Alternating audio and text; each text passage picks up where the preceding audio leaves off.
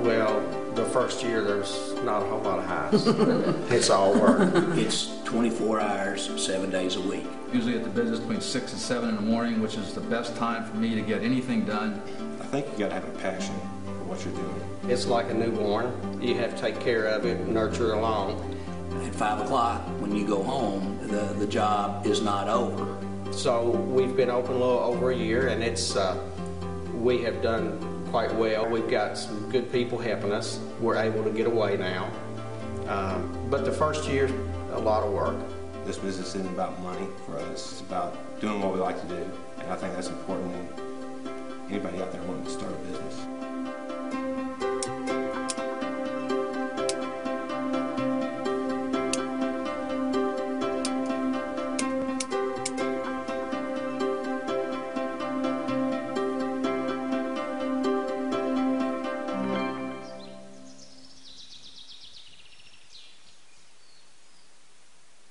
My name's Tony Armour, and this is my wife, Michelle.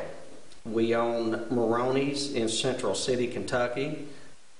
He called one day and said, I found a really neat place for a pizza place. And called me back 2 days later and said that he bought it. So from that day, I think it was exactly 3.5 months, we completely gutted and renovated the space that we had at the time. And we served our first pizza on April the 1st of last year. My name is Lee Fauntleroy. I'm the operator and owner of Uncle Lee's, and we also operate a mail-order business called Wing Supply. People ask me what kind of business have you got. I said, well, it's like a countrified Walmart. We carry a little bit of everything and a lot of hunting and fishing products. Our mail-order business is all hunting-related products, and we ship worldwide. My name is Michael Golston. I'm current president of Bruco Incorporated.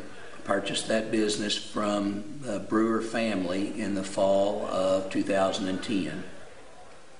My name is Clint Cobb. My name is Lori Cobb. And our business is Main Street Costumes at 127 South Main Street in Greenville, Kentucky. Owning my own business was something I've always been interested in. It just worked out that he was too. I got out of school in 2000, 2002. Had a hard time finding a job. And I did get a job, kind of part-time job, and the other part-time I was working doing what I'm doing now. The startup process would involve first determining your product and your market, and understanding the market is going to drive the sale of your product, whether your product be in the service business or in the manufacturing business. Once you determine your product and the market, the next thing is going to be to develop a very good relationship with your banker so that you'll have the capital to fund your business. And then next would be the workforce. The workforce and the location are going to go hand in hand. Any location that's chosen must have the adequate workforce to either build your product or service your clients, and also be in close proximity to your markets. Well, first I wanted to do some research and find a niche. I think that's key with our business, or with any business. You want to find a niche in your community, or for us, we sell online as well, so that kind of expands our selling ability. Starting out the costume business on my back porch at home, I did some research and was looking for a niche, and it seemed to be costumes where it was a niche out there that there's not a lot of stores out there that are costume stores. And I sold out of the house, out of my back porch for 2 years, and then as a result of me losing my other job, that forced me into making a decision as to what I wanted to do. And as a result, we started full-time and went from there. I prep from 8 until 10. Of course, we cook in brick ovens, so the brick ovens take about 2 hours to heat up. We open at 11 and there until 8:30, 9 o'clock at night, 9:30, whenever time the crowd leaves. I have a million interruptions during my day. I spend a lot of time on the floor, but most of my time in the office now, and that's kind of changed over the years.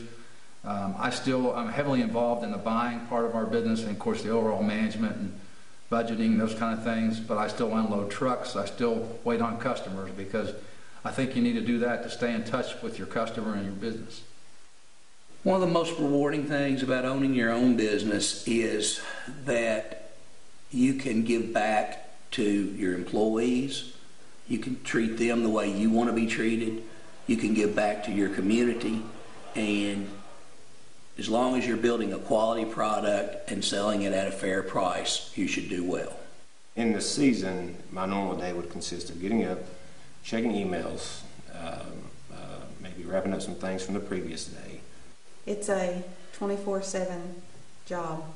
And when he has another career and I have another career and we're trying to do this together, and our son works there, and our daughter is there after school and she helps out and does things here and there, but we get tired really easy.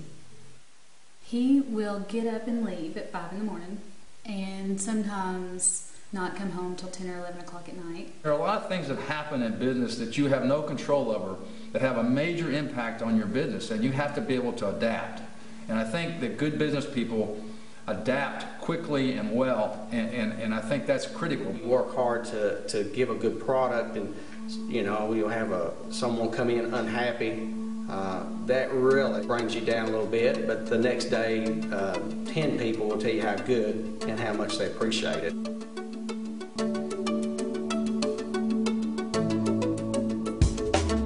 Now's a good time to start business.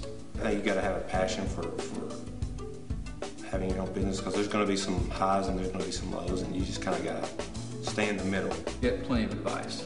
Talk to people that have been there and done that, particularly in the industry or service that you want to get into. Get their feedback. Make sure you do your homework on the financial end of it. Make sure you're well capitalized. One of the most difficult things to accept in being a business owner is that you cannot dictate to the market, but rather the market dictates to you. I think if you're not open to trying things and to take criticism and suggestions, you probably won't be successful. You have to be open to that.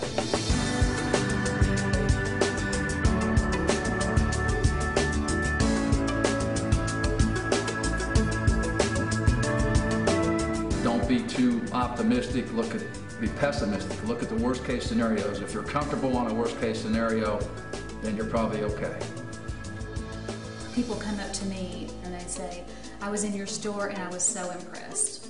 That to me is the biggest thing, because it's like, we're finally at that point where we're like, yay, we did it. Any regrets about opening your business here? No regrets.